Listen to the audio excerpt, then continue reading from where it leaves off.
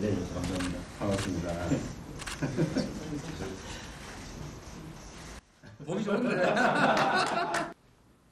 마이크가 없어서 시간 되면 저 마이크 꺼질까봐 걱정할 염려가 없어서. 그리고 저 오늘 제가 정청래 대표님하고 악수하려고 당대표 되자마자 마늘하고 쑥을 먹기 시작했는데 미처 100일이 안 됐는데 오늘 이렇게 악수 영해 주셔서 감사합니다. 선 대통령께서 여야가 머리를 맞대고 대통령님과 함께 여러 인생 문제에 대해서 고민할 수 있는 대화와 소통의 자리를 마련해 주셔서 감사합니다. 지금 이제 조지아주 사태 때문에 우리 국민들께서 많은 우려를 하고 계신 것 같습니다.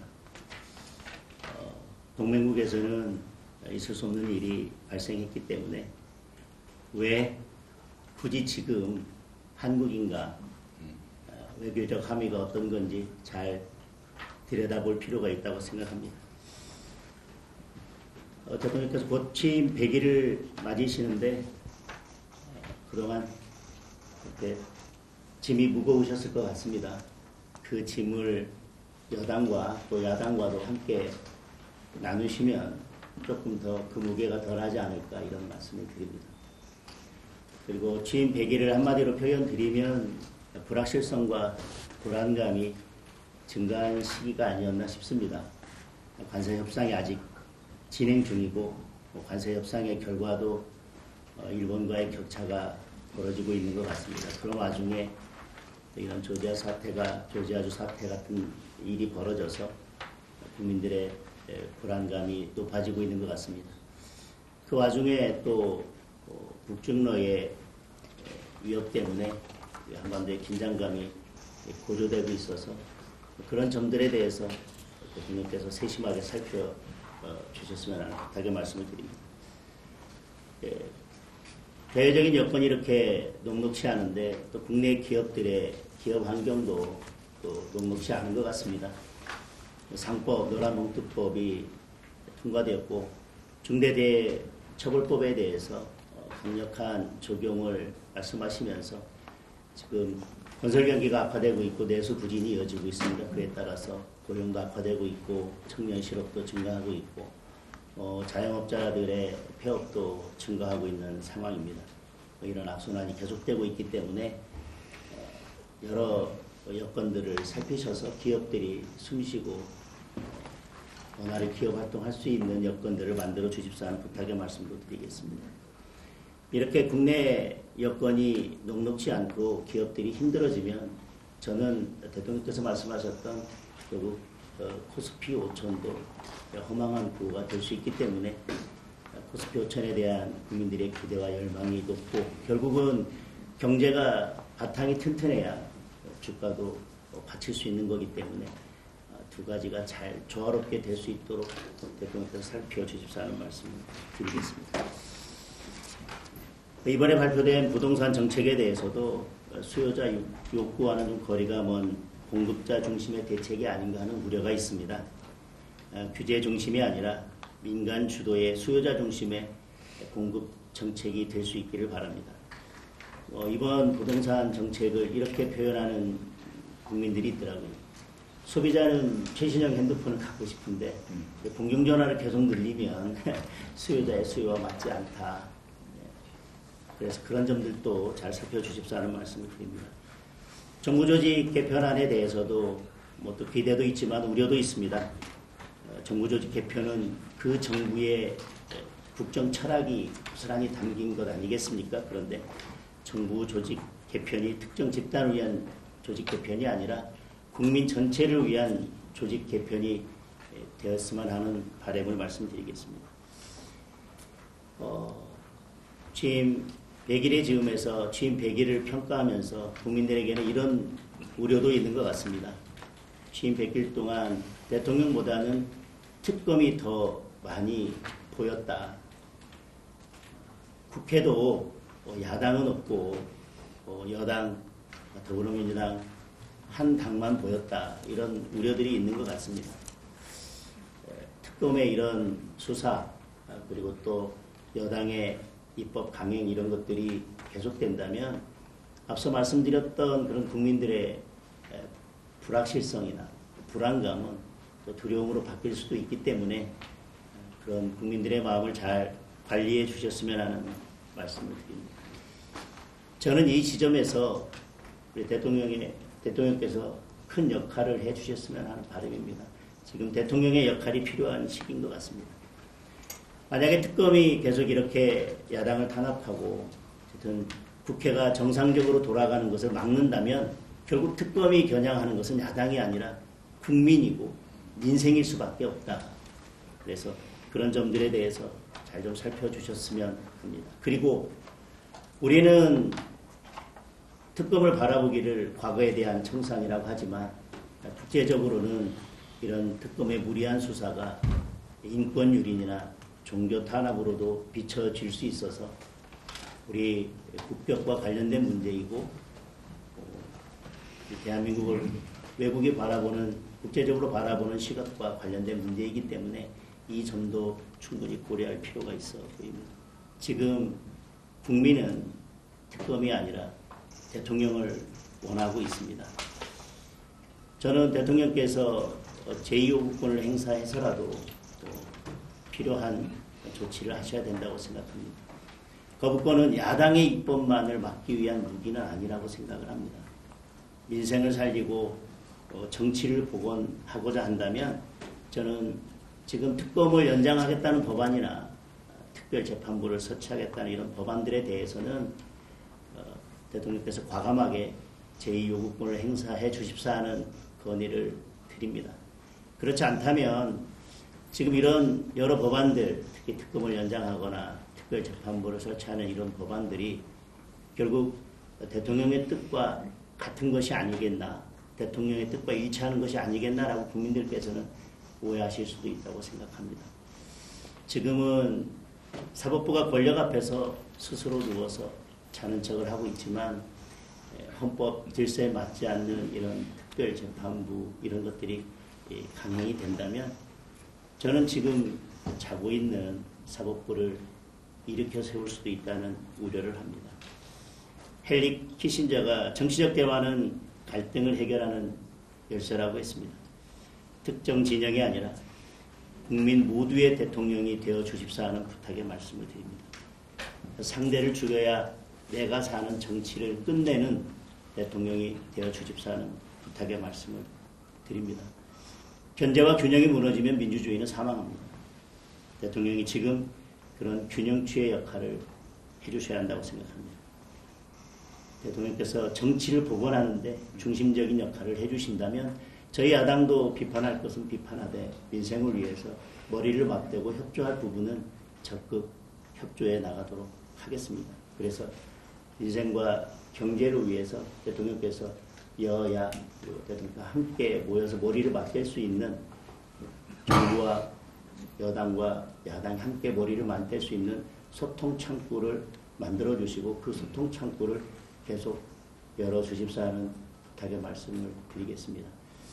이렇게 여당과 야당이 그녀와 함께 소통하면서 민생을 다시 논할 수 있는 이런 자리를 만들어 주신 데 대해서 다시 한번 감사드리고 이게 끝이 아니라 출발이 돼서 이런 소통의 자리가 계속 이어지고 결국 성과로 이어지는 자리가 계속 될 수 있기를 기대한다는 말씀과 감사의 말씀을 마무리드리겠습니다.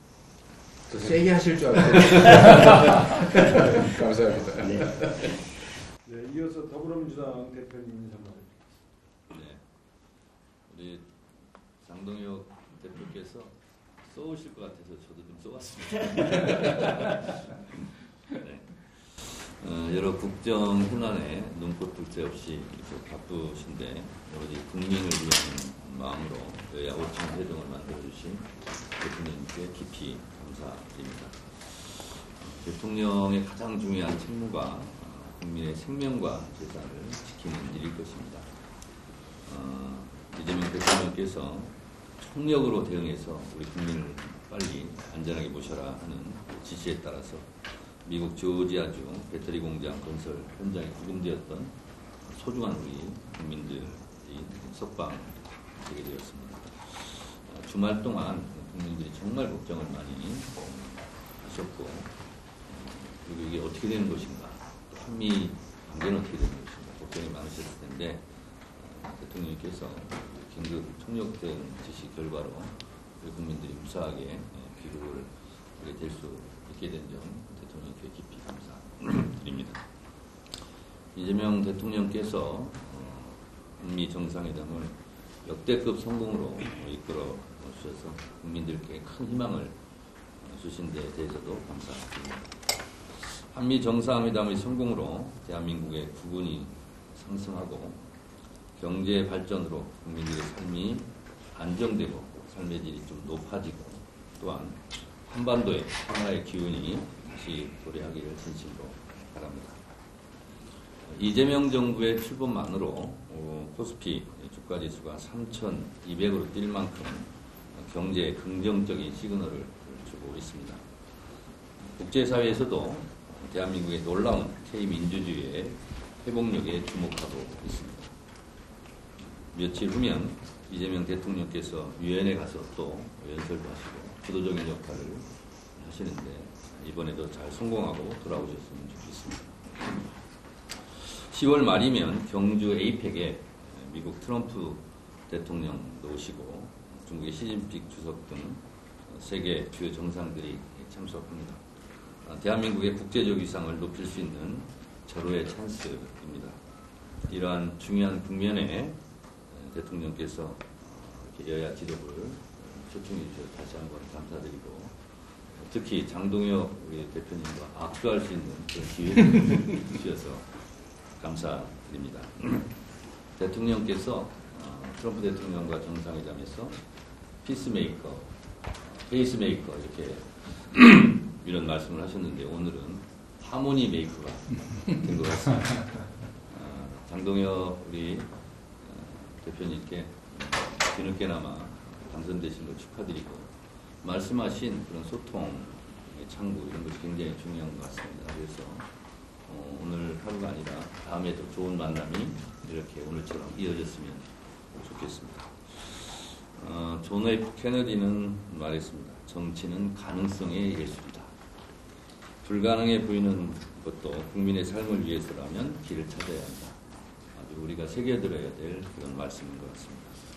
정치는 국민의 삶의 질을 높이고 국민 민복을 위해서는 없는 길도 내야 하는 것이 우리의 사명입니다. 국민과 국가를 위해서라면 여야가 머리를 맞대고 지혜를 모아야 합니다. 그것이 정치의 본령이라고 생각합니다. 어렵게 만난 만큼 오늘 좋은 대화가 좋은 성과로 이어졌으면 좋겠습니다. 정치는 늘 국민을 생각하고 국민을 믿고 국민만 보고 국민의 뜻에 따라 가야 합니다. 우리 국민들은 지난 12.3 비상계엄으로 헌법과 민주주의의 소중함을 다시 한번 깨달았습니다. 비상계엄을 막으러 국회로 달려오신 국민들과 소극적으로 임무를 수행한 군인들 덕분에 우리는 다시 헌법과 민주주의를 지켜낼 수 있었습니다. 헌법으로 헌법의 적을 물리쳤고 민주주의의 힘으로 민주주의의 적을 몰아냈습니다. 우리 국민들은 완전한 내란 종식을 바랍니다. 민주주의 선진국 대한민국에서 다시는 내란을 꿈꿀 수 없도록 법적, 제도적 장치를 더욱 정비하고 강화해야 할 것입니다. 또 내란에 가담한 내란 우두머리와 주요 임무 종사자와 수행한 내란 세력들을 철저하게 척결하고 처벌해 역사의 교훈으로 남겨야 합니다. 오늘의 죄를 벌하지 않는다면 내일의 범죄에 용기를 준다는 말을 명심해야 할 것입니다. 프랑스 공화국이 관용으로 건설되지 않았듯이 대한민국도 적어도 내란과 위안에 대해서는 무관용의 원칙으로 다스려야 합니다. 우리 제도권 정당은 이런 내란 종식의 여야가 따로 있을 수 없다고 생각합니다. 오늘 여야가 만난 만큼 비상계엄에 대해 책임 있는 세력들은 국민들께 진정 어린 사과를 하고 내란 종식에 서로 협력했으면 좋겠습니다. 국정은 개혁과 민생 두 개의 수레바퀴로 조화롭게 굴러가야 합니다. 개혁이 민생이고 민생이 개혁입니다. 검찰개혁, 언론개혁, 사법개혁에 대해 여야가 머리를 맞대고 좋은 대안도 제시하고 좋은 토론도 해서 좋은 결과를 이끌어냈으면 좋겠습니다. 국민의 개혁에 대한 열망을 국회가 받아 안아야 됩니다. 외교, 안보, 국방에는 특히 초당적 협력이 필요합니다. 이재명 대통령께서 불철주야 국익을 위한 실용 외교에 앞장서고 있습니다.